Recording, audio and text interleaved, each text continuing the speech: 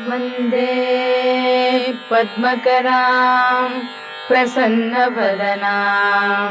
सौभाग्यदां भाग्यदां हस्ताभ्याम् अभयप्रदां मणिगणैर्नानाविधैर्भूषितां भक्ताभीष्टफलप्रदां हरिहरब्रह्मादिभिः सेवितां पार्श्वे पङ्कजशङ्खपद्मनिधिभिः युक्तां सदा शक्तिभिः सरसिजनिलये सरोजहस्ते धवळतमांशुकगन्धमाल्यशोभे